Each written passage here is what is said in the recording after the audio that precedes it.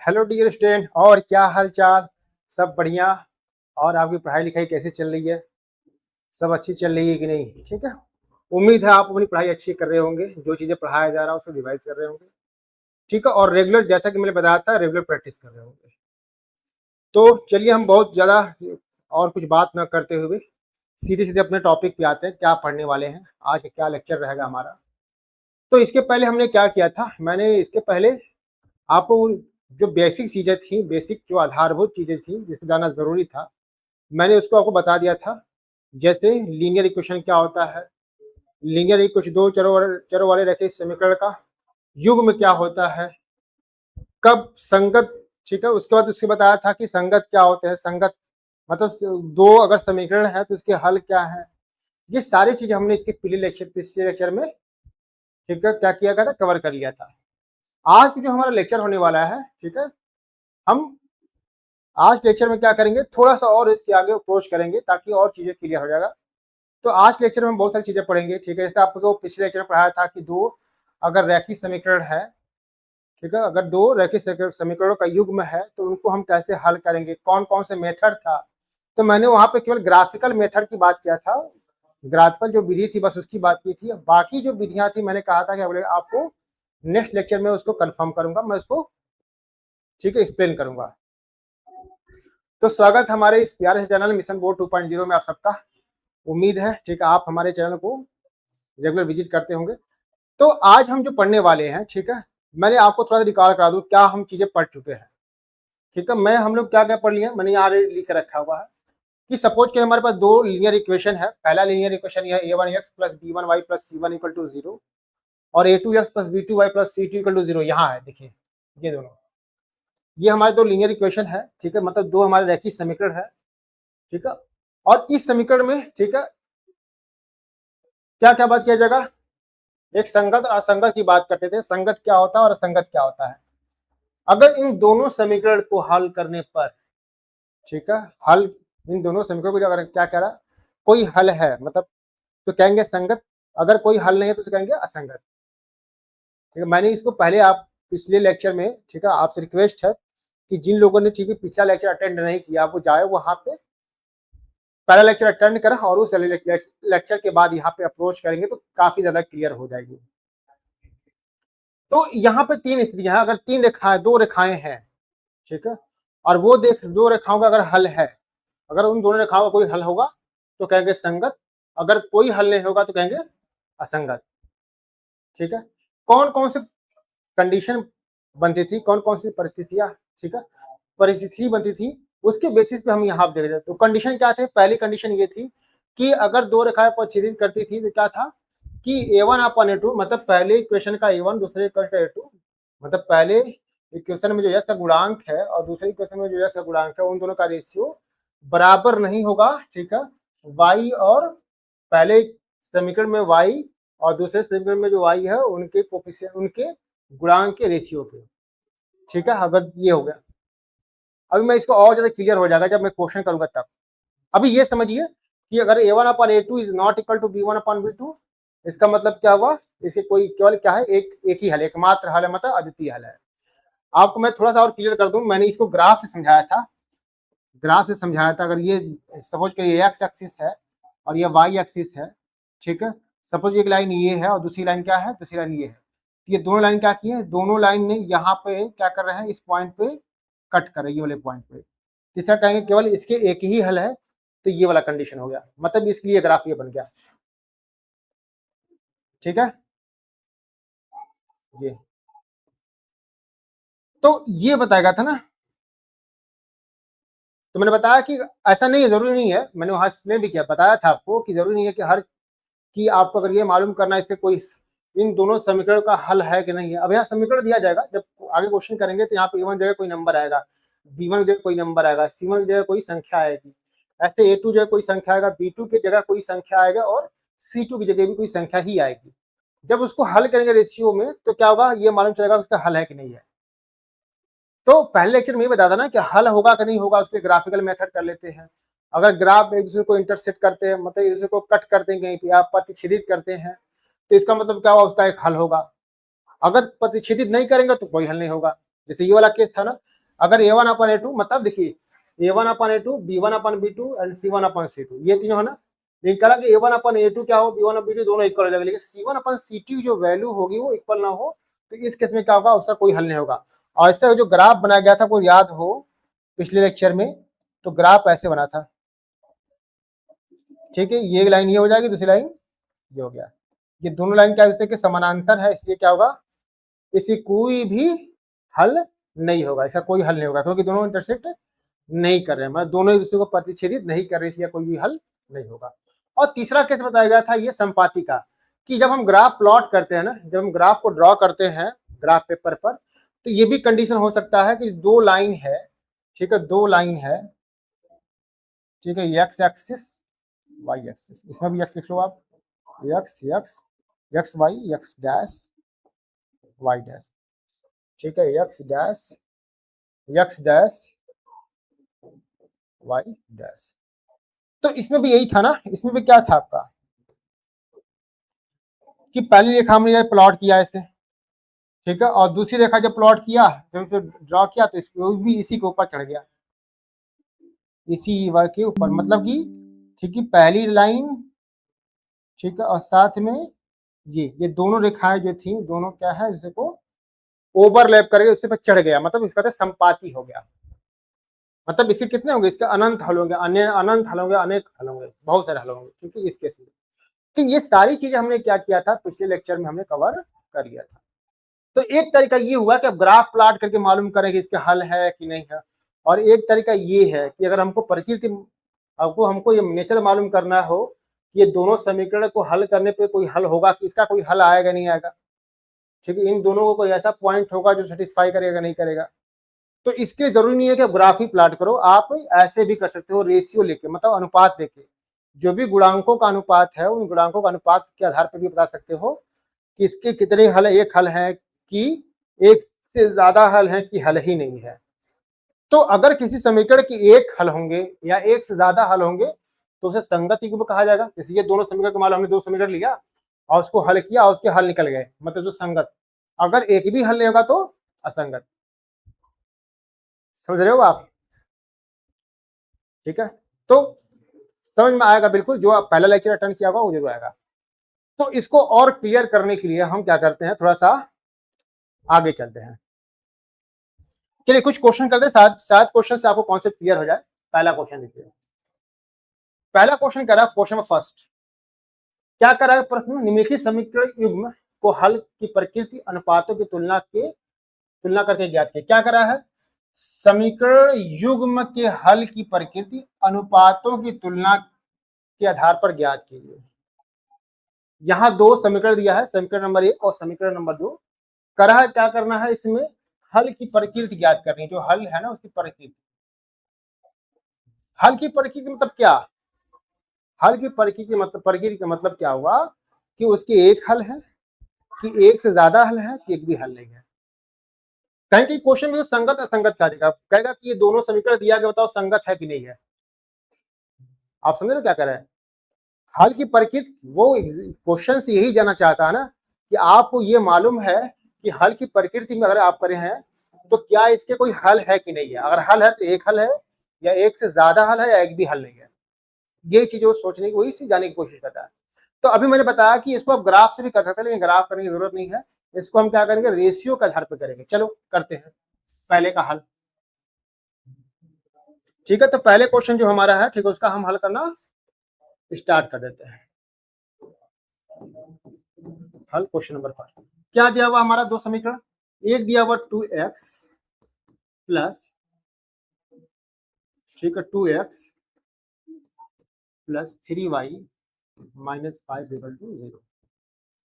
अच्छा ध्यान दीजिएगा ना, जब भी आप क्वेश्चन सॉल्व करिएगा, मैं आपको बता दूं, जब भी आप क्वेश्चन सॉल्व करिए, जैसे मान लो ऐसे देता है ये 2x प्लस 3y और बराबर 5।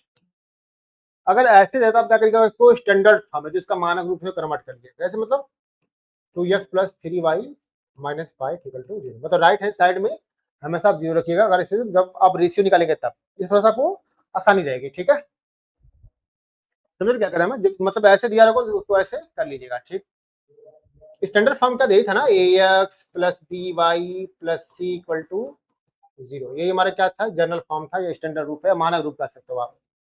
ठीक है, इसी के अकॉर्डिंग कर लीजिएगा यहाँ पे। तो यहाँ देखो इसमें क्या लास्ट में 0 है राइट हैंड साइड में, दाएं पक्ष 0 है, दाएं पक्ष क्या 5 है, तो इसको दाएं पक्ष का इधर डायरेक्ट आप पक्षांतर कर दो, जब पक्षांतर करो तो क्या गया, प्लस तो माइनस हो गया, होगा, तो ये जो है ना इसके जैसा हो गया।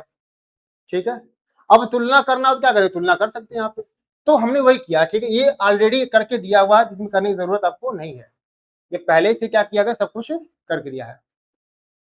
ठीक है, इसके बाद दूसरा जो समीकरण है वो कितना है, ठीक है, 4x प्लस 6y और माइनस 10 इक्वल टू 0। अच्छा, ये जो समीकरण है, दो समीकरण कौन कौन माना गया था, a1x plus b1y plus c1 equal to 0 और a2x plus b2y plus c2 equal to 0, यही था ना। तो अगर जैसे यहाँ पे a1x है, तो ये सोच बताओ कि यहाँ पे a1 की जगह क्या रखा हुआ है, जैसे यह जगह ये है ना, मान लो ये इससे संबंधित ये समीकरण, इससे संबंधित ये समीकरण, मतलब तुलना करो इसको, जैसे यस जगह a1 है तो यहाँ यस जगह क्या है 8, मतलब यस का जो गुणांक a1 है, यहाँ यस गुणांक कितना है 2, तो a1 जगह क्या लिखोगे आप 2। ऐसे b1 जगह क्या लिखेंगे, b1 जगह हो जाएगा, देखो यहाँ y के गुणांक b1 या y गुणांक कितना 3, तो 3 b1 जगह 3। ऐसे c1 कितना जगह, c1 हो जाएगा आपका, c1 हो जाएगा -5। वैसे इस समीकरण देखो, ये समीकरण एक की बात, ये समीकरण एक से हो रहा है, ये समीकरण एक से हो रही है, ये समीकरण एक, तो ये हमारा जो समीकरण है ना, ये समीकरण एक है, और ये ऐसे समीकरण दो में देखोगे ना, समीकरण दो में, तो अब देखो यहाँ पे a2 जगह क्या हो जाएगा, यहाँ पे a2 जगह पर देखो क्या करें हम तुलना करने के लिए, आपको समझ में आए, तुलना के लिए हमने इसका स्टैंडर्ड रूप लिख दिया है। जैसे देखो ध्यान से पीछे यहाँ लिखा गया था ना a1x प्लस b2, क्या बताया था ना वहां पर कि यहाँ पे कोई संख्या आएगा, तो वैसे तो है यहाँ पे देखो a1x दो समीकरण है यहाँ पे, वैसे यहाँ भी क्या है, यहाँ भी दो समीकरण, एक समीकरण ये हो गया, एक समीकरण ये हो गया, एक समीकरण ये हो गया, दो समीकरण यहाँ पे है। तो इस समीकरण को तुलना करने के लिए हमने इसको ऐसा लिखा हुआ ताकि आपको समझने में दिक्कत ना हो। जब आप इसको करते रहेंगे ना, जब हैबिचुअल हो जाएंगे, इसके बिल्कुल आदी हो जाएंगे ना, तो फिर आपको दिक्कत नहीं होगी करने में इसको। ठीक है, तो ऐसे b2 की जगह देखा जाए तो b2 की जगह जो हो जाएगा वो हो जाएगा 6 और c2 की जगह होगा -10। क्या है, रेशियो लेते हैं a1/a2, a1/a2 कितना आ जाएगा, a1/a2, तो a1 कितना है, a1 है 2 और a2 है 4, इसको सॉल्व करो तो 1/2 आएगा, है ना। ऐसे b1/b2 निकाल लो, b1/b2, b1/b2, तो b1/b2 निकालो कितना का 3/6 हो जाएगा, मतलब यही बना 1/2 हो जाएगा। और तीसरा c1/c2 निकालो, c1/c2, c1 कितना, तो c1 है -5 और ये -10, इसको सॉल्व करो तो 1/2। तो यहाँ आप ये देख रहे होगा ना, क्या देख रहे हो कि a1/a2 की वैल्यू भी 1/2 आया, b1/b2 का वैल्यू भी, b1/b2 का भी मान 1/2 आया और c1/c2 का मान भी 1/2 आया। मतलब ये कह सकते हो ना कि a1/a2 बराबर b1/b2 बराबर c1/c2। तो बताओ कौन सा केस है, हमने देखा कि जितने भी रेशियो है सबका मान कितना बराबर, इसका भी 1/2, इसका भी 1/2, इसका भी 1/2 हो रहा है। तो बताओ तीनों जब इक्वल होंगे तो कौन सा केस था, कौन सा केस था, ये वाला। मतलब अगर जो भी गुणांक है, अगर गुणांकों का रेशियो इक्वल दिख रहा है, a1/a2 बराबर b1/b2 बराबर c1/c2, इसका मतलब क्या हुआ, अनेक हल होगा। तो ये साफ साफ बोला ना क्वेश्चन में कि ये जो है ना, और सबकी वैल्यू कितनी रही, इन सबकी वैल्यू 1/2 के बराबर आ रही है, देखो ध्यान से, इन सबकी वैल्यू 1/2, ये भी 1/2 के बराबर है, ये भी यहाँ भी 1/2 के बराबर है, यहाँ भी 1/2 के बराबर और यहाँ भी 1/2 आ रहा है, सब के सब 1/2 के बराबर है। इसलिए क्या होगा इसका, तो कह रहा है कि निम्नलिखित समीकरणों के युग्म का हल की प्रकृति क्या होगा, अनंत हल होगा, अनंत हल। ये तुम्हारा आंसर हो जाएगा, प्रकृति मालूम हो गया। अच्छा, इसका मतलब क्या समझ रहे हो, इसका मतलब क्या समझ रहे हो, इसका मतलब हुआ अगर इन दोनों इक्वेशन का ग्राफ बनाया जाए, ग्राफ जब प्लॉट किया जाए, जैसे आप क्लास 9 में कर रहे थे, तो जब ग्राफ प्लॉट करोगे क्या होगा, जैसे आप ग्राफ बनाओगे तो ये दोनों रेखाएं ना इससे के संपाती हो जाएंगे, मतलब एक दूसरे को कॉन्साइड करेंगे या ओवरलैप कैसे कर सकते हैं, मतलब एक लाइन ऐसे जाएगी और दूसरे पे उसी पे दूसरी लाइन भी इसी चढ़ जाएगी, उसी पे क्या होगा, उसी पे दूसरी लाइन भी इसी पे दूसरी लाइन चढ़ जाएगी। मतलब पहले वाले केस में ये देखो, ये वाला दिख रहा है यहाँ पे, लाल के ऊपर हरा आ गया, हरा लाल के ऊपर सफेद आ गई ना वैसे, तो इसका मतलब ये हुआ। तो क्या बहुत हार्ड लग रहा है इससे चीज है, लेकिन ठीक, लेकिन एग्जाम में क्या करिएगा आप ना, ठीक है, ऐसे कर सकते कोई दिक्कत नहीं, आप a1/a2 b1/2 c1/c2 निकाल दो, तो मालूम चलेगा कि a1/a2 b1/b2 c1/c2 सब बराबर है, क्या इसका अनंत हल हो जाएंगे। जब आपको प्रैक्टिस हो जाएगा ना तो इतना लिखने की जरूरत नहीं पड़ेगी। कहने का सेंस ये है कि जब आपको प्रैक्टिस हो जाएगा, जैसे मान लो आपने क्वेश्चन लगाना स्टार्ट कर दिया, तो क्या इक्वेशन दिया था, ये दिया था ना 2x प्लस, क्या ऐसा करते ना, इस क्वेश्चन कर लेते हैं, मान लो चलो कर ही लेती है वो, 2x plus 3y minus 5 equal to 0, 5 equal to 0, और क्या है 6x plus 8y minus 10 equal to 0, यही दिया हुआ है। अब मालूम आप ये a1 है, ये b1 है, ये c1 है ना, ये a2 है, मतलब ये a2 है, ये b2, ये c2 है, तो a1 b2 कितना हो जाएगा, a1/a2 कितना हो जाएगा यार, 2/6, मतलब 1/, अरे कुछ मिस्टेक हुआ क्या, ये 4 है ना, सॉरी ये 4s प्लस 6y, 1/, गलती हो गया, मैंने इसको देख के ले गया, ठीक है, 4s plus 6y, 2s plus 3y, 4s plus 6y minus 10 equal to, ठीक है, 4s प्लस 6y माइनस 0, तो a1/a2 कितना हो जाएगा, a1/a2 मतलब 2/4, इसका मतलब 1/2, b1/b2 कितना हो जाएगा, b1/b2, ठीक है, b1/b2 कितना हो जाएगा, b1/b2 ये कितना हो जाएगा आपका, तो b1 देखो कितना होगा, 3/6, मतलब 1/2, और c1/c2 कितना हो जाएगा, c1 माइनस 5/, माइनस 10, मतलब 1/2। तो क्या समझ में रहा कि a1/a2, ठीक है, बराबर b1/b2 बराबर c1/c2, है ना। आप इसमें ये होगा, वही जो है ना, अब मालूम चल गया कि क्या होगा, ये सब के सब रेशियो बराबर होने से क्या होगा, इसके अनंत हल होंगे, ठीक है, कितने हल होंगे, अनंत हल, ठीक है, इनफाइनाइट सोल्यूशन, अनंत हल। तो इसमें क्या निकला, इसमें ये निकल गया ना, हमको ये इतना, ये सब समीकरण 1 समीकरण 2 ये सब लिखने की जरूरत नहीं पड़ी हमको, ठीक है, सीधे सीधे हमने यहाँ से कर दिया। तो हमारा क्या हुआ, इसमें से थोड़ा टाइम बचा, ठीक है, लेकिन ये आप थोड़ा सा पहले ऐसे लिख लिया करेंगे सही रहेगा, ठीक है, आपको नहीं समझ में आ रहा है कौन a1 कौन a2 है, तो ऐसे ऊपर, ठीक है, अगर नहीं समझ में आ रहा कौन a1 है कौन a2 है, तो इसके सर पे लिख लो, यहाँ पे a1, ये b1, ऐसे c1, इसके सर पे लिखो a2, इसको b2 और इसको c2। अगर ऐसे आप नहीं लिखना चाहते हैं तो ऐसे लिख सकते हैं a1 a2 a1 a2, ठीक है, b1 b2 c1 c2, ठीक है, ऐसे भी लिख सकते हो आप चाहो तो, ठीक है, तब भी आपका सही होगा। चलो ठीक, एक और क्वेश्चन कर लेते हैं इसमें से, बेटा इसको क्वेश्चन 2 यहाँ कर लेते हैं, क्वेश्चन 2 क्या दिया हुआ है यहाँ पे, क्वेश्चन नंबर 2 यहाँ कर लेते हैं, इसको मिटा दो आप, इसकी जरूरत नहीं है।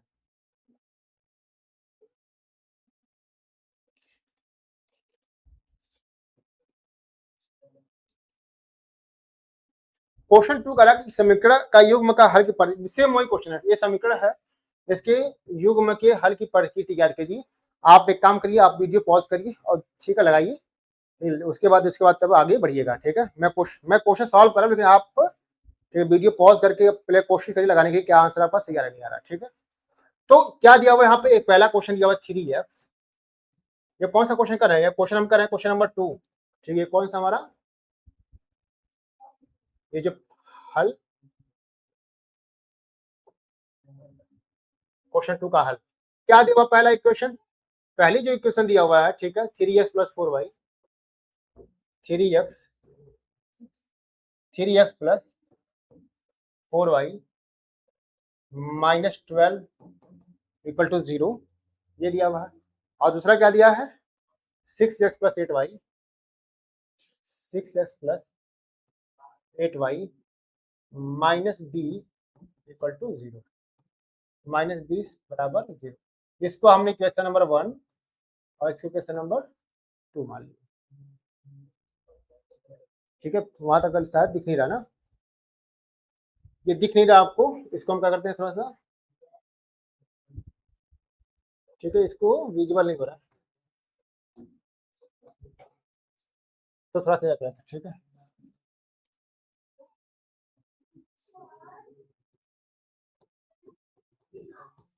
दूसरा क्या दिया हुआ है, 3x + 4y, 3x + 4y minus 12 equal to 0।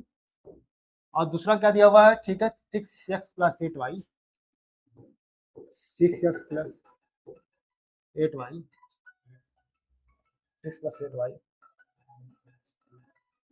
-20 equal to 0।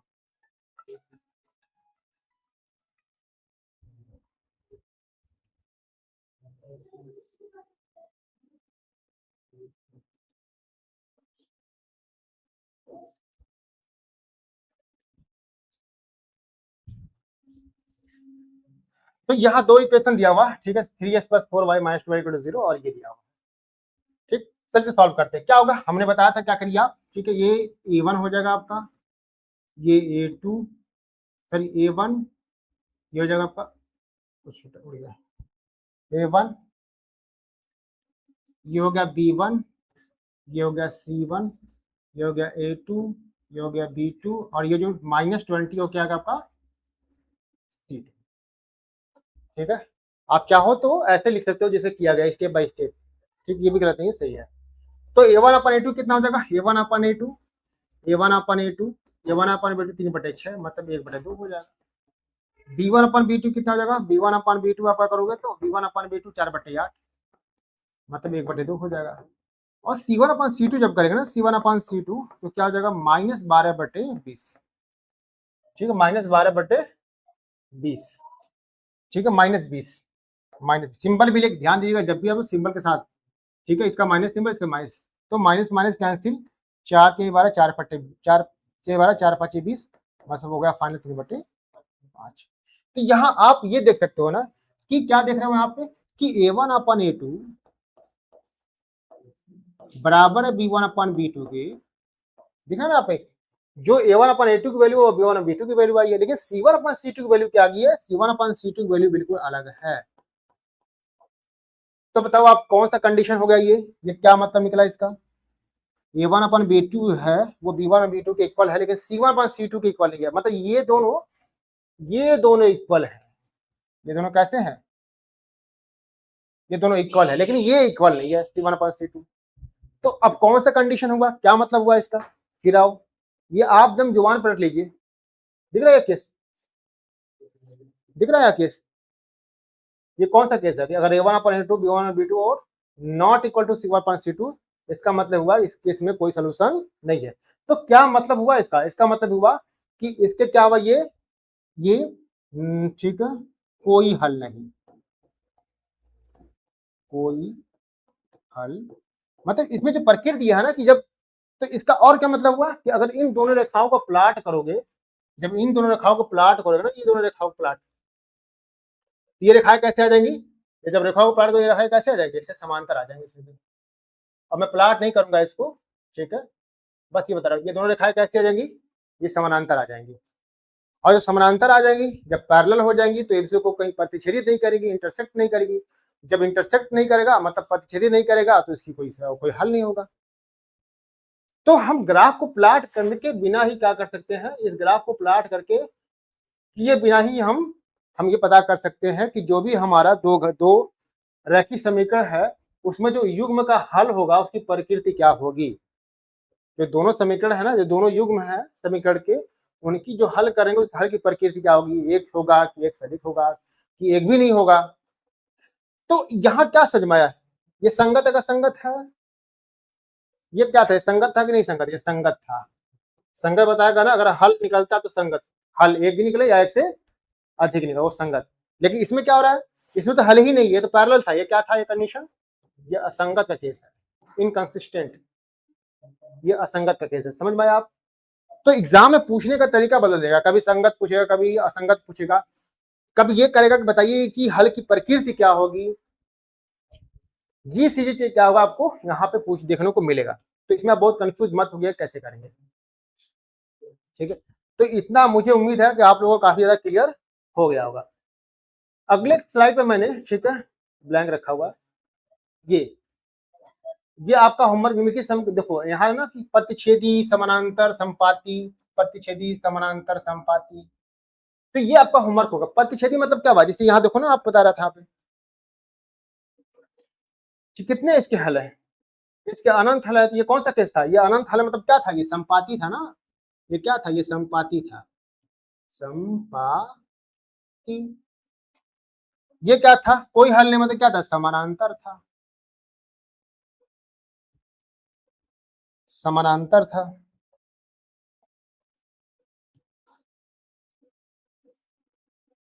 ये हो गया, ठीक है।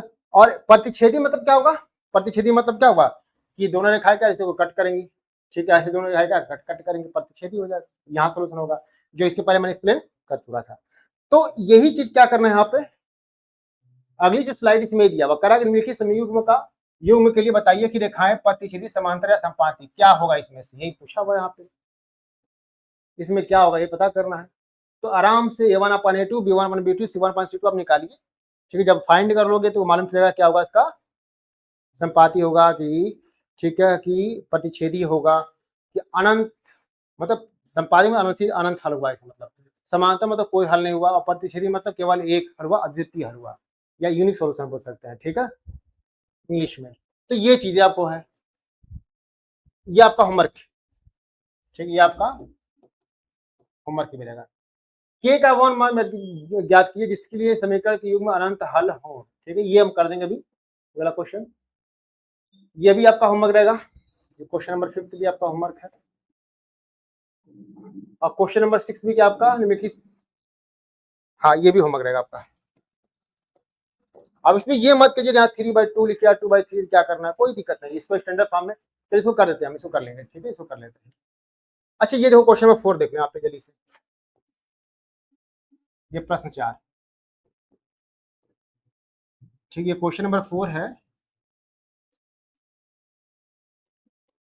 ये 4 का हल, हल क्वेश्चन नंबर, ये हल लिखा है, ठीक है, क्वेश्चन नंबर 4 का हल देखो क्या करना है इसका हल करने के लिए। चलिए, नहीं क्वेश्चन नंबर 4 नहीं है, क्वेश्चन नंबर, हाँ 4 ही है ना, 5 है, 4 है, ठीक है। तो कह रहा के का वह मान ज्ञात कीजिए जिसके लिए निम्नलिखित समीकरण की युग्म अनंत अनंत मतलब अनेक, अनंत अनेक हल हो। अनंत अनेक अनेक हल होने का मतलब क्या हुआ कि दोनों रेखा जैसे को संपाती हो जाएंगी, मतलब क्या हुआ कि a1/a1 a1/a2 बराबर b1/b2 बराबर c1/c2, यही ना, यही कैसे देने वाले यहाँ पे। तो पहले समीकरण, यहाँ पे समीकरण क्या है इसका, क्वेश्चन 4 का समीकरण, तो पहली समीकरण है 2x + 3y, ठीक है, 2x + 3y, ठीक है, 2x + 3y, 2x + 3y - 7 = 0, ये पहला समीकरण हो गया। दूसरा क्या है 4x - 6y, 4x + 6y - k = 0, equation number first, equation number, ठीक है, समीकरण 1 समीकरण 2। चलिए a1/, मैंने बताया था ना ये क्या आपका, ये पहला a1 है, और ये a2, ये b1 है, ये b2, ये c1 है, ये c2। तो संपाती का केस क्या होता है ना, अनंत अनेक हल का मतलब क्या होगा, क्वेश्चन का ना प्रश्नानुसार क्या बोला, प्रश्नानुसार क्या बोला, प्रश्नानुसार अनंत, क्वेश्चन का अनंत क्या बोला है, अनंत अनेक हल, यही बोला ना। तो इसका मतलब क्या होगा, क्या है ये अनंत है, मतलब a1/a2 बराबर b1/b2 बराबर c1/c2, ये हुआ ना। चलो रखो आप। A1 अपन A2 मतलब क्या हुआ 2/4, B1 अपन B2 मतलब कितना हुआ 3/6, और C1 अपन C2 -7/K। यही है ना। क्या करना आपको, के की वैल्यू निकालना है, कोई दो, चाहे इसको एक साथ ले लो और चाहे तो ठीक है इसको एक साथ ले लो, या तो आप ठीक है इन दोनों को एक साथ ले लो। हाँ, दोनों से के की वैल्यू निकल जाएगी और सेम आएगा। चलो रखते हैं यहाँ पे। तो हम ये लेते हैं 2/4 ठीक बराबर -7/K, 2 गुणे ठीक है के बराबर -7 × 4, तो 2K बराबर -28। तो यहां से जो के की वैल्यू आएगी के बराबर -28/2 मतलब -14। ये है आंसर। करा के की वैल्यू क्या होगी ठीक है 14 आएगी। और सही बात आना भी चाहिए, चेक करो। अगर C1 कितना निकाला, C1 -7 है ना, तो के की वैल्यू कितना -14 हुआ है। अगर इसको भाग करो तो माइनस माइनस कैंसिल हो जाएगा और 7 कम 7 7 गुना 14, देखो 1/2 नहीं आ गया। इसका भी 1/2 आ रहा था, ये 3/6 मतलब 1/2 और -7 बटे -14 1/2। इसका मतलब हमारा आंसर बिल्कुल सही निकला हुआ है। हमने चेक भी कर लिया इसको। ठीक है, हो सकता है ना कभी दिमाग में चेक करना गलत है कि सही है।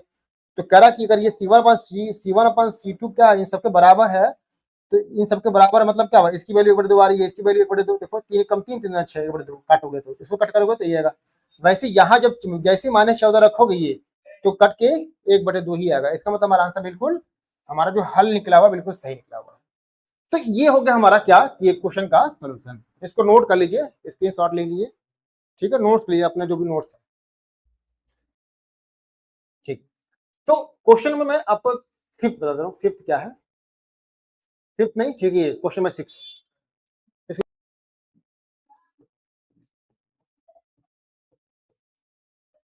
क्या करा क्वेश्चन में, करा 2/3x 2/3x plus 1/2y 1/2y बराबर 4, और दूसरा क्या दिया 4x + 3y। अगला जो दिया हुआ 4x ठीक, नेक्स्ट जो है 4x + 3y बराबर 24, ये दिया हुआ है।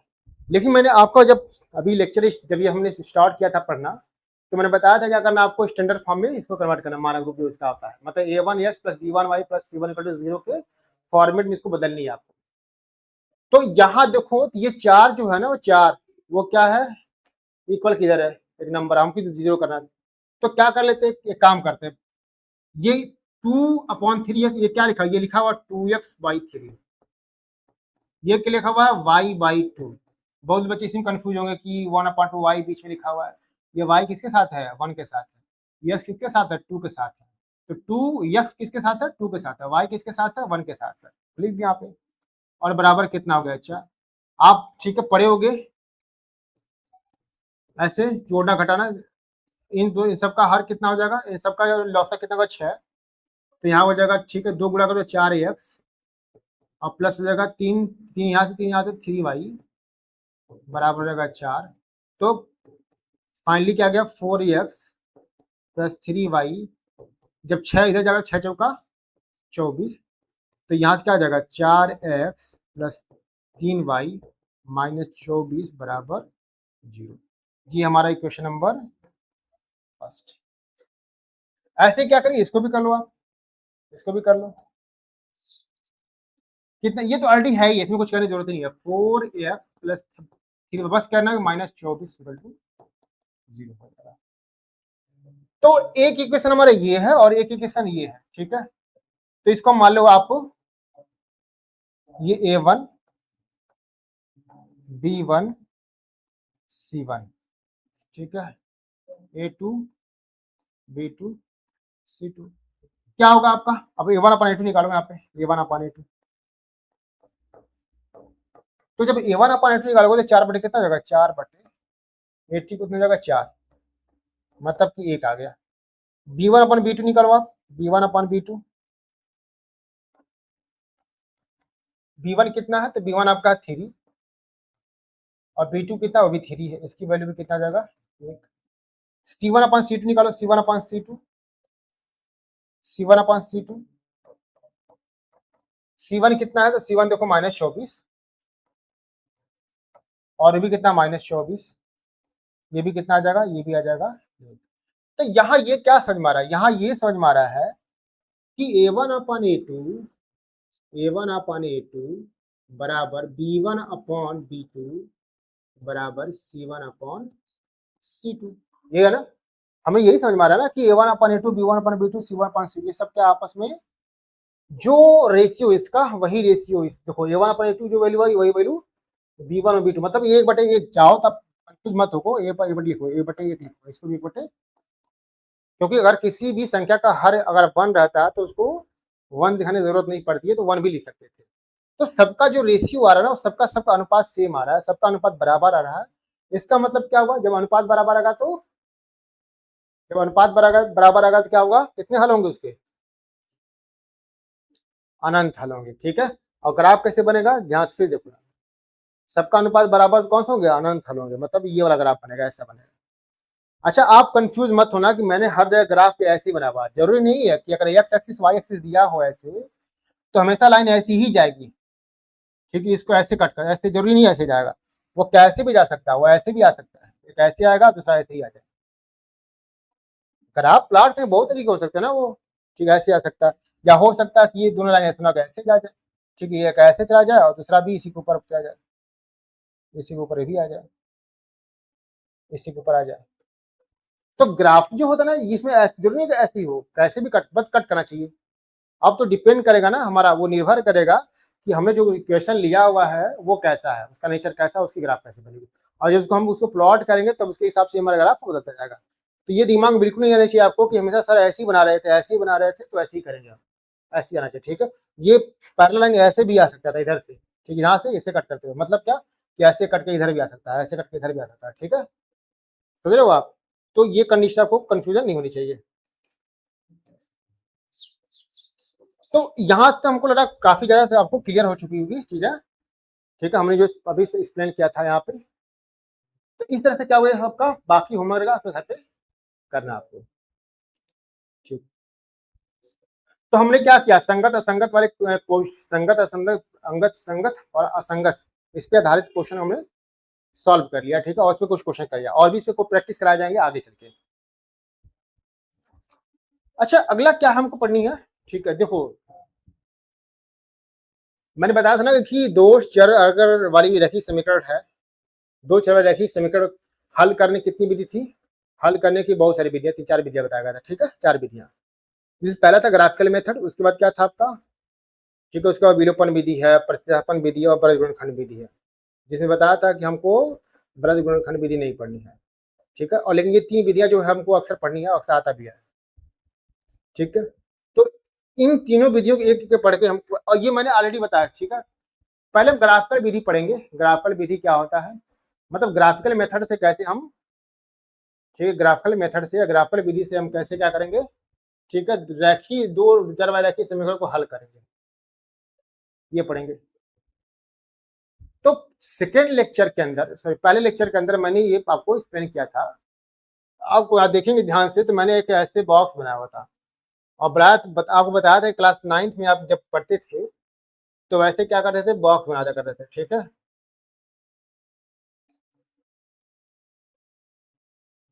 ठीक है, ऐसे बॉक्स बनाते थे। उसके बाद यहाँ पे क्या करते थे, एक्स और वाई, एक्स क्या है और वाई, ये करते थे अपना। फिर ठीक है, अब ये डिपेंड होता था कि हमको क्या करना है, जैसे मान लो आप या हो ऐसे एक्स प्लस वाई बराबर 4, तो y को चाह तो यस के रूप में लिखो या यस को y के रूप में लिखो। तो मान लो हम y को यस के रूप लिखते हैं, y को y बराबर क्या हो जाएगा, 4 माइनस एक्स हो जाएगा। तो यहाँ ये करेंगे ना कि y जो उस पर डिपेंड कर रहा है, y जो यस पर निर्भर कर रहा है, कि जैसे हम यस का मान बदलेंगे y का मान बदल जाएगा। जैसे मान लो यस जगह हमने y की जगह यस जगह 1 रखा, तो यस जगह 1 है तो y, जैसे मान लो हमने यस जगह क्या रखा, यस की जगह 1 रखा, जैसे यस की जगह हमने क्या रखा 1, यहाँ पे इस इक्वेशन की बात करें, इस बार एक की बात, ठीक है। जैसे ही आप यस जगह 1 रखोगे तो होगा क्या यहाँ पे, सॉरी इसको देखो, इसको मान लो आप इक्वेशन नंबर फर्स्ट, ठीक है, इक्वेशन नंबर फर्स्ट। तो हमने इस जगह 1 रखेंगे तो y कितना जाएगा, y बराबर हो जाएगा आपका 4 माइनस 1 हो जाएगा 3। तो यहाँ कितना जाएगा 3, है ना। वैसे 2 रखोगे, अब ध्यान देखो यहाँ पे, जब यहाँ 2 रखोगे तो 4 में 2 जाएगा तो 2, तो y कितना जाएगा 2, ठीक है। और बढ़ा रहे हैं यहाँ पे, आ रहा है, आ तो रहा है,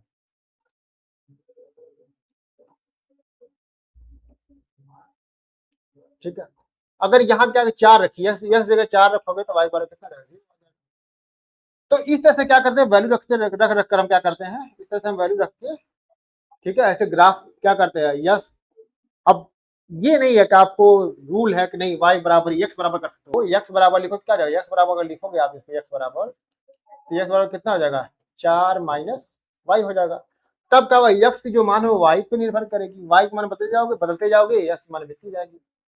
तो आप बिल्कुल फ्री हैं, आप यस को y के रूप में लिखिए, y को यस के फॉर्म में लिखो। तो इसमें कुछ स्टेप लिखा गया है, इस रटने की जरूरत आपको नहीं है, इसमें बिल्कुल रटने की जरूरत नहीं है, बस समझने के लिए कि पहले समीकरण से y के रूप में y का संबंध प्राप्त करिए, पहले समीकरण से y के रूप में यस का संबंध, ठीक है। या ये भी कर सकते हो, यस पहले समीकरण से यस के संबंध रूप में y का संबंध।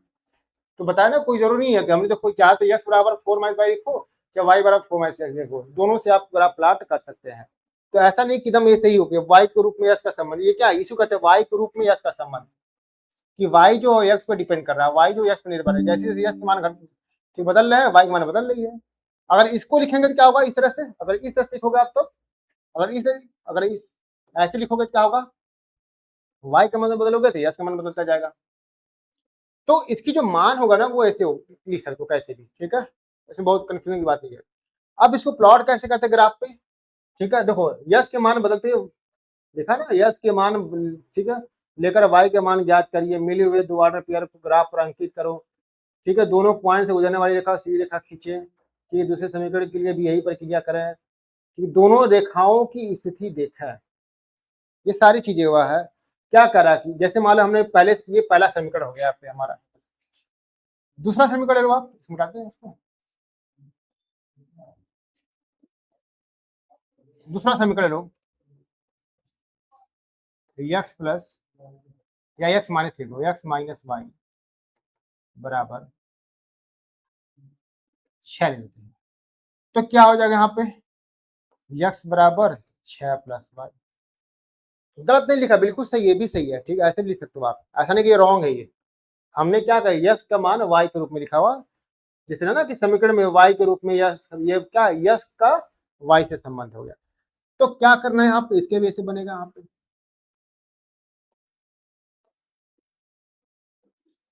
ठीक, चलिए यहाँ एक्स लिख दो, यहाँ वाई लिख लो।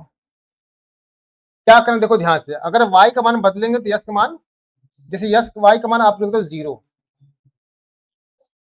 जैसे वाई का मान 0 रखेंगे तो 6 में 0 कर दिया, 6 में जब 0 जोड़ेंगे तो 6 ही आएगा, हो गया, ठीक है, 6 आएगा। अगर वाई की वैल्यू -2 रखते हो या -6 रखते हो, इससे 0 आ जाएगी। वाई की वैल्यू अगर 2 रखते हो, -2 रखते हो, तो वाई की वैल्यू -2 रखो तो कितना आएगा, 4 आ जाएगा। समझ में आया कैसे करना है, मतलब ये देखो ऐसे कर रहे हैं यहाँ पे, एक्स बराबर 6 प्लस वाई दिया है ना, एक्स प्लस 6 प्लस वाई दिया हुआ ना, एक्स बराबर 6 प्लस वाई, एक्स बराबर 6 प्लस वाई दिया हुआ है। जैसे मान लो -2 रखते हैं, एक्स क्या करना है, वाई की जगह -2 रखो, क्या हो जाएगा यहाँ पे, एक्स बराबर 6 प्लस -2, एक्स बराबर होगा 6 -2 बराबर 4, यही तो आया है यहाँ पे, यही तो आया है। एक्स बराबर क्या, वाई जगह -2 रखे, जैसे वाई की जगह -2 रखा गया तो 6 में से -2 जाएगा तो 2 4 4 लिखा गया है, 6 रखोगे तो 6 में 6 का 0 आ जाएगा। तो इस तरह से ये क्या, ये हमने इसको निकाला हुआ है। अब इसको क्या करना है ना, जब अब इसको मिटाते हैं, आपको क्या करना है, जैसे ये तो पहले ग्राफ का होगा ना, ऐसे दूसरे दूसरे क्वेश्चन का, ये क्वेश्चन नंबर 2 वाला इसको। तो पहले और दूसरे इक्वेशन से क्या किया हमने, दो टेबल बना लिया। अब क्या करना है, इसको ग्राफ प्लॉट कर दो। जब देखो वही लिखा ना कि मिले हुए ऑर्डर पेयर मतलब इसको कहते हैं एक और तीन को ऑर्डर पेयर। जैसे ये क्या एक ऑर्डर पेयर है, ठीक है, ये एक ऑर्डर पेयर मतलब एक और तीन क्या एक ऑर्डर पेयर है, ठीक है। ऐसे दो और चार क्या, दो और दो क्या है ऑर्डर पेयर है। ऐसे चार और जीरो क्या ऑर्डर पेयर है। इसमें चार पहले एक्स लिखते फिर वाई लिखते, फिर एक्स लिखते फिर वाई। जब भी ऑर्डर पेयर लिखना हो तो पहले क्या करेंगे, एक्स को फिर वाई को फिर एक्स को। तो देखो पहले एक्स का लिखा गया, फिर वाई का, फिर एक्स का, फिर वाई का, ये हो गया। जैसे इसका ऑर्डर पेयर क्या होगा, 6, पहला हो गया। दूसरा निर्देशांक ही कह सकते हो आप इसको, ठीक है। कोऑर्डिनेट पढ़े होगा ना आप, निर्देशांक ज्यामिति उसमें। तो इसका ऑर्डर पेयर एक्स कितना है, भुज और कोट पढ़े होगा ना, वही चीज है। तो पहले एक्स लिखता है फिर वाई, तो ये 0, 6 अगला ऑर्डर पेयर हो गया। 4, 2 ऑर्डर -2 हो जाएगा। तो बताओ ये कितनी लाइन कितना लिख सकते हैं, बना सकते हैं यहाँ पे वैल्यू, बहुत सारा, जितना चाहे उतना प्लॉट कर सकते हैं। अगर मान निकालना हो, ऑर्डर पेयर निकालना हो इसका, तो बहुत सारा निकाल सकते हैं ना हम। वाई को बदलते जाओ, एक्स की वैल्यू मिलती जाएगी, या एक्स की वैल्यू बदलते जाइए, वाई की वैल्यू मिलती जाएगी। लेकिन ग्राफ प्लॉट करने के लिए कम से कम आप दो नहीं तीन कम से कम करो, ठीक है। 3 से अधिक करोगे तभी सही है, थोड़ा टाइम ज्यादा लग जाएगा। लेकिन जरूरी है कि 2, ठीक है, 2 तो करना कंपलसरी है बिल्कुल। लेकिन 2 से कोशिश कर, 2 से 3 करो, 3 से कम मत करिए, 3 से ज्यादा ही करिए। कभी कभी होता है ना कि जब ग्राफ प्लॉट करते हैं हम दो ही वैल्यू, समझो हमने 2 ही वैल्यू, ये 2 नहीं निकाला और हमने मिस्टेक से गलती हो गई, जब ग्राफ प्लॉट करेंगे तो फिर प्रॉब्लम हो जाएगी। हो सकता है गलती हो गया तो ग्राफ नहीं और चला जाएगा। लेकिन 3 अगर नंबर निकालोगे तो आपको ये कंफर्म हो जाएगा कि हमारी मतलब गलत होने के चांसेस जो है आपके कम हो जाएंगे। तो कम से कम 3 इसको निकाला करिए, ठीक है। चलिए, तो अगर इसको अब क्या करना है यहाँ पे, तो हमने पहले इक्वेशन का और दूसरे इक्वेशन का दोनों क्या कहा हमने, इससे ग्राफ दोनों का ऐसे हमने क्या किया, एक चार्ट बना लिया और उस चार्ट के अंदर हमें वैल्यू जो भी मान था एक्स और वाई का निकाल लिया, ठीक है। अब जो भी ऑर्डर पेयर है हमारे यहाँ, जो भी ऑर्डर पेयर मिला हुआ है, मतलब ये मान दोनों टेबल से, उसको क्या करना है, ग्राफ पर अंकित करना है। लिखा ना आप पे, मिले हुए 2 ऑर्डर पेयर्स को ग्राफ पर अंकित करो। मतलब ये जो ऑर्डर पेयर है 1, 3, 2, 2, 4, 0, इसको ग्राफ पर अंकित करना है। इसको भी करना है और इसको भी करना है। जब ग्राफ पे अंकित करोगे तो दूसरे देखो करा ना कि दूसरे समीकरण यही, जो दूसरा समीकरण हमारा उसके लिए भी सेम काम यही किया गया है। तो करा कि दोनों रेखाओं की स्थिति देखें। चलो देखो, तो क्या मतलब है कि जैसे आप ग्राफ प्लॉट करोगे ना, जैसे आप ग्राफ प्लॉट करोगे तो आपको मालूम चलेगा कि हमारा क्या क्या रिजल्ट निकला, ठीक है। मतलब कि रिजल्ट क्या निकला, वो ग्राफ कैसे बना।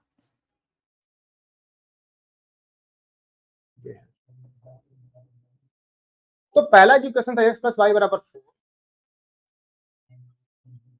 एक्स प्लस वाई बराबर 4, एक्स प्लस वाई बराबर 4, क्या कहता है एक्स प्लस वाई बराबर 4 के लिए, एक्स प्लस वाई बराबर 4 के लिए क्या कहता है, एक्स 1, 2, 4, 3, 2, 0, ठीक है। 1, 2, 4, 3, 2, 0, यही था ना। 1, 2, 4, 3, 2, 0, ठीक हो गया। दूसरा क्या था हमारा समीकरण, दूसरा था एक्स माइनस वाई बराबर 6, एक्स माइनस वाई बराबर 6। इसके क्या था, ऐसे इसके जब प्लॉट किया गया था एक्स वाई क्या क्या था, 604, 0 माइनस 604, ठीक है। इसको रटने की जरूरत नहीं है आप, ठीक है। 604, ठीक है।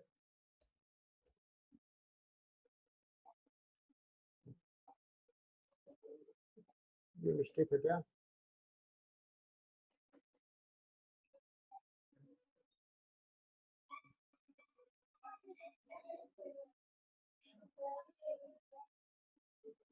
ये -2 था, 604, 0 माइनस 6 -2, ठीक है। 0 माइनस 6 माइनस,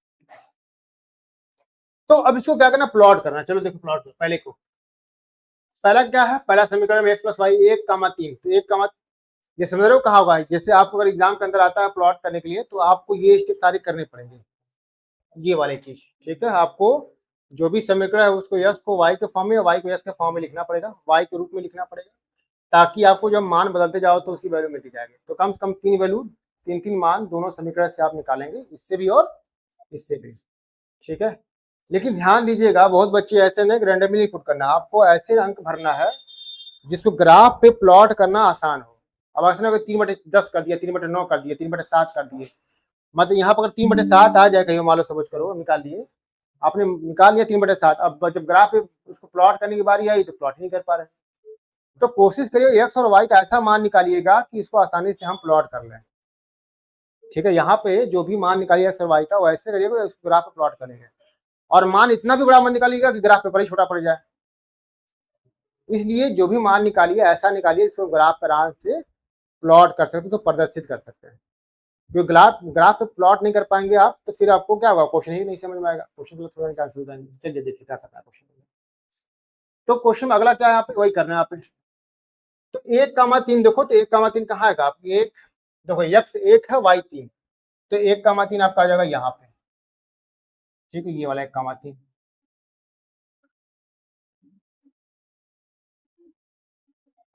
ठीक है, 1,3 ये हो जाएगा 1,3, ठीक है। उसके बाद क्या, 2,2, 2,2, 2 यहाँ पे है और 2 यहाँ पे, 2,2 यहाँ आ जाएगा। उसके बाद क्या है यहाँ पे 4,0, तो 4,0 कहाँ जाएगा, 4,0, ठीक है, यहाँ आ जाएगा, है ना यहाँ पे। तो अब इसको जब मिलाओगे आप ना, ठीक है, इसको स्केल से मिलाएगा, हमारे पास स्केल तो है नहीं ऐसा जिससे मिला है, ठीक है। जब इस स्केल से मिलाओगे, स्केल तो दिख नहीं रहा मिलाते कुछ,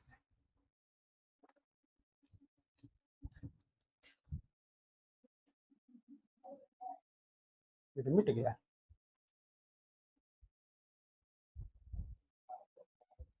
चलिए ठीक, कोई बात नहीं। तो जब इसको मिलाओगे ना स्केल से, ठीक, इन तीनों लाइन को, इसको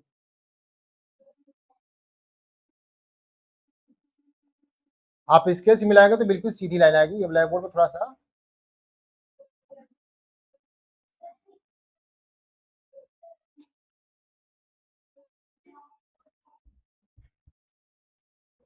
ऐसे ही है, एक कर्व टाइप दिख रहा है, ठीक है। लेकिन ये एक्चुअल में है क्या, एक्चुअल में है आपका स्ट्रेट लाइन।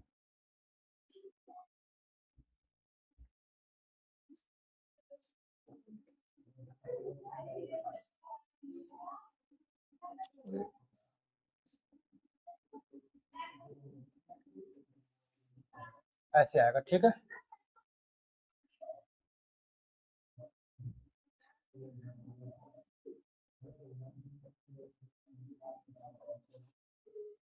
और ऐसे ही जब इसको प्लॉट करेंगे तो 0,6, ठीक है, 0,6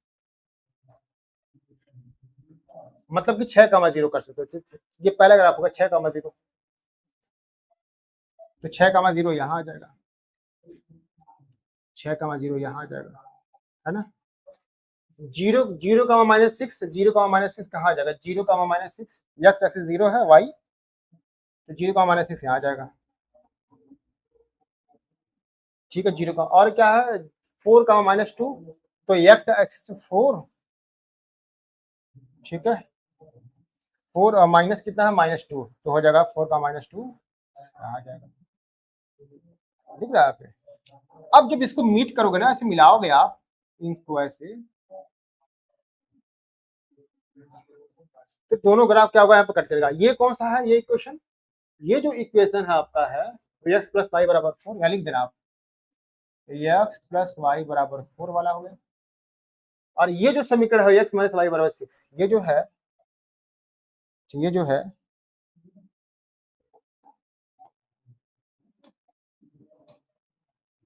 एक्स माइनस वाई बराबर 6, तो दोनों दोनों जो लाइन है ना, ठीक है, दोनों जो लाइन है ध्यान से देखो, दोनों जो लाइन है वो दूसरे क्या कर रहे हैं, दूसरे को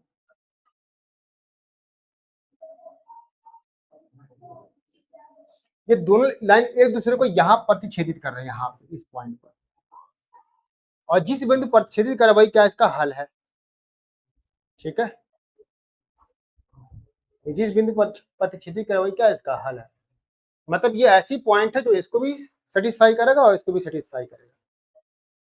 तो ये क्या मतलब ये संगामिक केस हो रहा है, मतलब संगामिक कर रहा है, हाँ ये ठीक है, कह सकते हैं आप कि ऐसा केस है जिसमें दो लाइन का प्रतिच्छेदिका, ठीक है, इसमें दोनों कार्य को प्रतिच्छेदित कर रहे हैं, मतलब ये दूसरे को प्रतिच्छेदित कर रहे हैं, इंटरसेक्टिंग कर रहे हैं, इसलिए क्या होगा ये इसके हो जाएगा। तो ऐसे ग्राफ प्लॉट करते हैं। अब देखो बहुत सारी चीजें होती है जो बाद में ग्राफ प्लॉट करने के बाद पूछा जाता है। ये तो ग्राफ प्लॉट करने आ गया आपको, ग्राफ कैसे प्लॉट करते हैं। ठीक है, नंबर लाइन पर क्या करेंगे, जो भी इक्वेशन देगा उसको यस को वाई के रूप में या वाई को यस के रूप में लिखोगे, फिर मान बदलते जाओगे तो यस और वाई की मान मिलेगी, और यस और वाई का मान ऐसे निकालना है आपको कि उसका ग्राफ बनाने में आपको दिक्कत ना हो। जब ग्राफ बनाएंगे तो ऐसे ग्राफ बनेगी। हो सकता है ग्राफ, ठीक है, में दोनों जो लाइन है उसको प्रतिच्छेदित करें, हो सकता है संगामी हो सकता है कि वो काटे ही ना। ठीक है, अब यहाँ से बहुत सारे क्वेश्चन पूछ जाता है, बहुत सारे क्वेश्चन बनते हैं यहाँ पे। एक तो यही होगा कि बताओ कि ये दोनों जो है ये ठीक है क्या सम, ठीक है, संगत है कि नहीं संगत है, तो संगत है, क्यों संगत है, क्योंकि नहीं कनेक्ट कट कर रहा है। कितने इसके हल होंगे, किसके हल एक होंगे। पहला क्वेश्चन संगत है कि नहीं, ये संगत है, तो संगत है। क्यों संगत है, क्योंकि इसको कट कर रहे हैं, प्रतिच्छेदित कर रहे हैं। कितने हल होंगे, इसके एक हल होंगे, यस और वाई। ठीक है, एक क्वेश्चन ये बन जाता है कि बताइए कि वाई दोनों लाइन, इन दोनों लाइन और वाई अक्ष के बीच घिरे क्षेत्र का क्षेत्रफल बताओ। क्या क्वेश्चन कहा जाएगा कि वाई एक्सिस मतलब वाई अक्ष तथा दोनों रेखाओं के बीच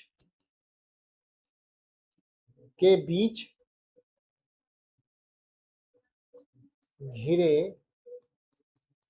क्षेत्र का, राइटिंग थोड़ा सही नहीं हो रहा, ठीक है, क्षेत्र का क्षेत्रफल ज्ञात करो।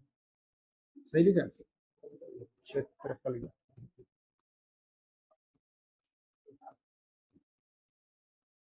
ठीक आ जाएगा, ऐसे क्वेश्चन आता है।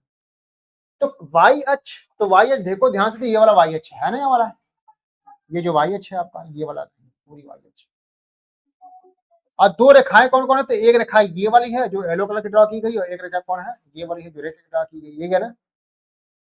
तो वाई अक्ष और इन दोनों रेखाओं के बीच, तो देखो ये रेखा और ये रेखा, मतलब ये रेखा, एक ये रेखा आपका है और एक ये रेखा है, और ये होगा वाई अक्ष। तो इनके बीच में जो क्षेत्र ही आ रहा है, यही क्षेत्र आ रहा है, और इसे क्या पता करना हमको, क्षेत्रफल पता करना। ठीक है, इसको बहुत साफ करते हैं।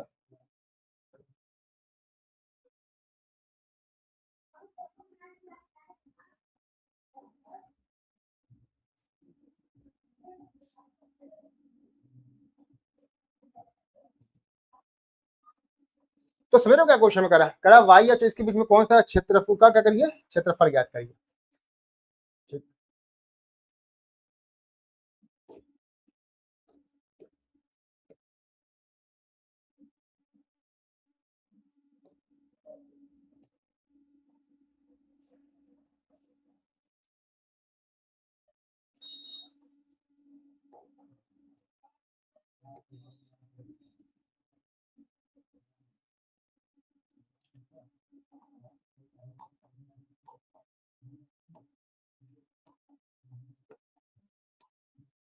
तो ये लाइन मिलाते हैं आप, कौन सा था यार, तो ऐसा क्या था ये, बस वाली वाला 1,3,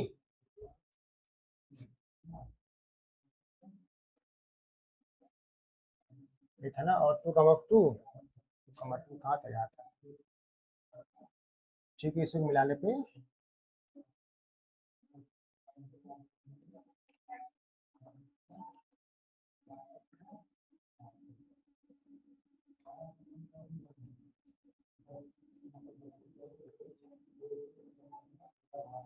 अब सही है। ठीक, तो एरिया इसका पता करना है, इसका क्षेत्रफल पता करना है कि ये जो, समझ में आया ना, कि वाई एच मतलब ये एच, ठीक है, इस वाई एच और इस रेखा के बीच में जो एरिया वो पता करें कितना होगा। तो यही एरिया पता करनी हमको, ये एरिया कितना, यही है वो जिसके एरिया पता करना है। नहीं पता कर सकते आप, कैसे पता करना आपकी एरिया? तो जब ग्राफ प्लॉट करोगे तो यह दिखेगा कि यहाँ पे ध्यान दो कैसे त्रिभुज का एरिया का जो क्षेत्रफल का फॉर्मूला होता है ना, कई होते हैं वो। एक तो होता है भुजा के आधार पर, अगर तीनों भुजाएं दिया तो हीरोन्स फॉर्मूला पड़े होगा, ठीक है। और एक होता है उसका बेस, जब आधार और उसकी ऊंचाई दी हो, संगत ऊंचाई दी हो तब। मतलब कि एक ये होता है ना आपका, ठीक है। अगर मान लो ये दिया हो, ये इसका आधार है, ठीक है, इसका आधार है और इसकी संगत ऊंचाई है, ऊंचाई h, हाइट h। तो इसका क्षेत्रफल क्या हो जाएगा? इसका क्षेत्रफल का फार्मूला, इसका क्षेत्रफल का फार्मूला पढ़े हो गया आप, क्षेत्रफल बराबर 1/2 गुणे आधार, आधार गुणे, यहाँ लिख देते हैं, ठीक है, आधार गुणे ऊंचाई।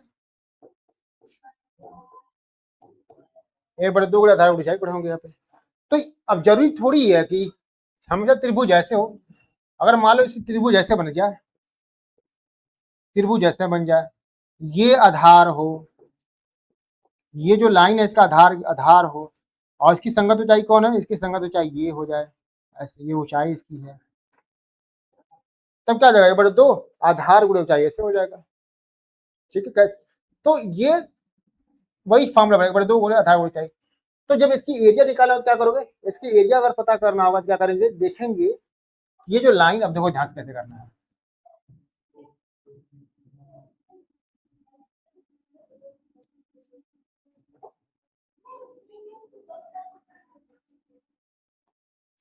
तो एरिया निकालना तो क्या देखोगे? देखोगे यहाँ पे कितना, ये जो लाइन है एक लाइन, वो वाई एस पे कहाँ कट कर रहा है, और ठीक है, और दूसरी लाइन वाई पे कहाँ कट कर रही है, ठीक है। अच्छा ये मैं आपको क्लियर कर दूं, मैंने ये ग्राफ जो बनाया है ना थोड़ा सा, ठीक है, सही नहीं बना। क्यों नहीं बना है? क्योंकि ये हाथ से ड्रा कर तो क्लियर नहीं नजर रहा है कि कहाँ पे ये लाइन गई होगी, ठीक है, ये कहाँ पे लाइन क्लियर गई होगी, ऐसे नहीं समझ पा रहा है।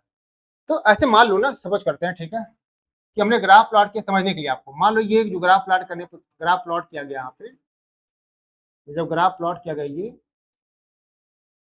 तो 4 से गई, ठीक है। और इसमें जब ग्राफ प्लॉट किया गया, ये वाली लाइन प्लॉट की गई तो 6 से गई। मतलब अब पूछा जब बताओ, देखो एक तो सपोज ये 4 से जा रहा है, मैं आपको फिर से क्लियर कर दूं, ठीक है। जब आप ग्राफ इसको बना के कोशिश करिएगा, मैं समझा रहा हूँ, अप्रोच बता रहा हूँ कि करना कैसे है, ताकि जब वो घर पे करें तो उसको आपको कंफ्यूजन ना हो। तो अगर देखो ना, ठीक यहाँ पे ये कितना होगा आपका, हम करना क्या कि अगर ये पता कर, अगर मान लो हमने कहा कि इसकी 1/2 गुणी आधार गुणी ऊंचाई करनी है, तो हम कैसे मालूम करेंगे यहाँ पे कितना आधार है कितनी ऊंचाई है? तो इसके लिए सपोज को यहाँ करो, ऐसे मान लो ये जो लाइन है यहाँ से यहाँ तक, यहाँ से यहाँ तक कितनी हाइट होगी? कुछ लोग कहेंगे 4 इधर है +4 और -6 इधर हो गया, तो आंसर हो जाएगा, ठीक है, -2, जबकि ये गलत हो गया। दिमाग में आ रहा कोई कि -6 इधर है +4 इधर, तो -2 नहीं। हम जब भी दूरी की बात करते हैं तो दूरी कभी नेगेटिव नहीं होता है, दूरी हमेशा क्या होता है? पॉजिटिव होता है, दूरी हमेशा धनात्मक होता है। तो आप जब भी इसको कैलकुलेशन करोगे ना, तो ये -6 -4 नहीं होगा, सिंपल सिंपल कितना लोगे आपको, ये 6 हो गया और ये हो गया ऊपर वाला 4 हो गया, 10 हो गया। तो ये कितना हो जाएगा? 10, ठीक, कितना होगा ये, क्या बताया था अभी को, ये हो गया 4 और ये हो गया 6, तो यहाँ से यहाँ तक ये 6, यहाँ से यहाँ तक 6 और यहाँ से 4, तो 6 और 4 10 हो गया, तो 10 हो गया यहाँ पे, 10 लिख दो यहाँ पे। तो ये जो ये यहाँ से यहाँ तक लेंथ हो गया ना, ये यहाँ से यहाँ तक लेंथ, वो कितना हो गया यहाँ पे, यहाँ से यहाँ तक लेंथ होगा 10, ठीक है, यूनिट। आप सेंटीमीटर मानो, मीटर मानो, जो भी दिया होगा बुक मानते हो। तो अगर ये आधार हो तो इस त्रिभुज का नाम दे दो कुछ, सब ये त्रिभुज ए बी और ये सी है। तो इस त्रिभुज एबीसी का एरिया कितना हो जाएगा? मतलब कि क्षेत्रफल कितना का, त्रिभुज ए बी सी का क्षेत्रफल कितना हो गया? 1/2 गुणे आधार कितना है, तो आधार देखो ये हो गया इसका 10, और ऊंचाई कौन होगा? तो ऊंचाई देखो इस यहाँ से ये जो लाइन आ रही है ना, ये लाइन यहाँ से जो लाइन आ रही है, वाली लाइन, ये ऊंचाई हो जाएगी। तो सपोज कि ये 5 पे कट करा, 5 है तो 5 इधर, तो 5 हो जाएगा, मान लो 5 5 कितना हो जाएगा ये 5, 2 से ये कटेगा 5 बार में 5 हो जाएगा, और 5 5 25 25, ठीक है, स्क्वायर यूनिट।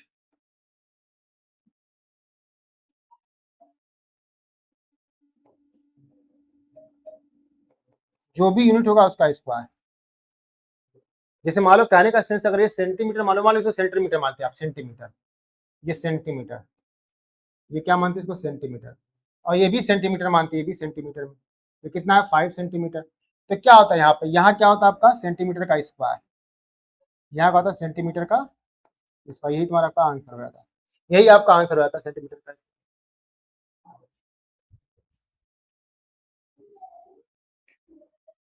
देखो इसमें गलती क्या करते हैं लोग, इसमें मिस्टेक ये होता है क्वेश्चन को समझने में। क्वेश्चन क्या कर रहा है, क्वेश्चन कहता है कि वाई अक्ष और दोनों रेखाओं के बीच जो घिरा क्षेत्र है उसकी एरिया बताओ।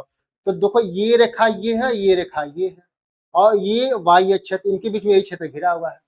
अगर क्वेश्चन ये कहता कि वाई अक्ष, क्वेश्चन ऐसे कहिए एक्स अक्ष और, ठीक है, अच्छा सोचिए होता अगर ये आप इसकी समझ में आया आपको, मैं कुछ चेंज करने जा रहा हूँ, ठीक है। अगर क्वेश्चन ये कहता कि एक्स अक्ष, यहाँ पे वाई जगह एक्स कर दो, ठीक है, यहाँ पे एक्स अक्ष तथा दोनों रेखाओं के बीच का क्षेत्र ज्ञात करो, ठीक है। एक काम करते इसको मिटाते हैं, ध्यान से देखो, तो ये जो क्षेत्र है ना, ये इसकी बात कर रहा है, ये हो गए एक्स अक्ष और ये हो गए दोनों लाइन और इसके बीच घिरा हुआ क्षेत्र, तो इसकी एरिया बात कर रहे हैं। अब इसका एरिया कैसे निकालोगे आप, इसका क्षेत्रफल कैसे निकालोगे, ध्यान दोगे क्षेत्रफल कैसे निकालेंगे इसका, तो वही चीज 1/2 गुणे आधार गुणे ऊंचाई। तो आधार को, अच्छा मान लो ये सपोज करो ये ऊंचाई का वर्क कर रहा है ये वाला लाइन, और ये क्या है इसका आधार। तो आधार कितना जगह 4 पे है और 6 पे है, मतलब 2 सेंटीमीटर इसका आधार हो गया। और ये कितना होगा, तो ध्यान देखो कि 1 है, तो 1 इसका हो जाएगा, ठीक है, 1 सेंटीमीटर क्या होगा इसकी हाइट हो जाएगी। तो एरिया कितना हो जाएगा इसका 1/2 गुणे आधार कितना हो जाएगा ये 2, और ये इतना जाएगा 1, तो 2 से 2 कट जाएगा, बचेगा केवल 1 सेंटीमीटर स्क्वायर, ही होगा आंसर। तो ये आता क्वेश्चन के अंदर कि एरिया निकालने का तरीका, ठीक है। तो आप इसमें थोड़ा प्रैक्टिस करोगे तो आपको बहुत अच्छे क्लियर हो जाएगा। बस ये है कि आप ग्राफ अच्छे से प्लॉट करो, जब भी ग्राफ बनाओ तो अच्छे से बनाओ, स्केल से एकदम साफ साफ, वैल्यू सही निकालिए और सही से प्लॉट करिए। जब ग्राफ प्लॉट हो जाएगा आपका, ग्राफ बना लोगे, तो फिर निर्देशांक आपको निकालो, ठीक है। क्वेश्चन में क्या कर रहा है, ये क्या कर रहा है वाई अक्ष, तो वाई अक्ष पकड़ो यहाँ से, फिर दोनों रेखा, एक रेखा ये है और एक रेखा ये है, दोनों के बीच घिरा क्षेत्र, ये देखो एक काम कर,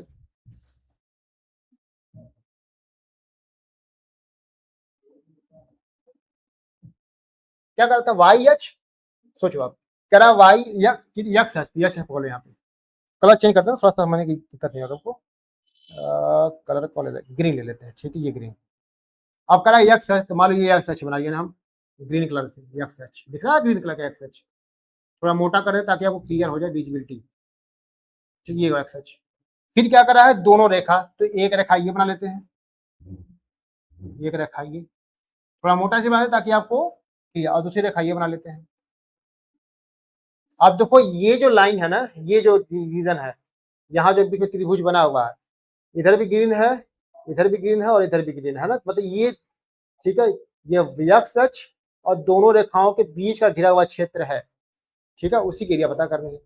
तब ऐसा नहीं एग्जाम में आप भी जाओगे तो ऐसे खूब गोल गोल मोटा मोटा कर लोगे, ठीक है, ऐसा नहीं करना आपको, मैं समझाने के लिए इसको क्लियर करने की बात कर रहा हूँ। आपको बस एक लाइन, सिंपल से एक लाइन ड्रॉ करनी है, ठीक है, जैसे एक लाइन यहाँ ड्रॉ करो, जो समझ रहे हो आप क्या कर रहे हैं, ठीक है, आप क्या करना, आप हटी नहीं गए, आपको सिंपल से एक लाइन ड्रॉ करना है, ठीक है, जैसे यहाँ ड्रॉ कर रेड कलर का वैसे ही, लगभग गोज नहीं से गोज गोज मोटा मोटा करना, ठीक है, कैसे सर बताए थे। तो ग्राफ अच्छे से प्लॉट करके उसको आप जब करेंगे तो काफी इजी हो जाएगा करना। तो इस तरह से क्वेश्चन इसमें बहुत सारे बनते हैं आपको, तो ग्राफ इसी को कहते हैं ग्राफिकल मेथड, ये मैं ग्राफिकल मेथड, ग्राफिकल मेथड से हम जो हल है उसकी प्रकृति बता सकते हैं। इसके अलावा उसमें कुछ क्वेश्चन बढ़ा भी सकते हैं कि ऐसे ऐसे क्वेश्चन की वैल्यू पता करिए। तो इसके आगे मैं कुछ देखिए ये दिया हुआ आपको,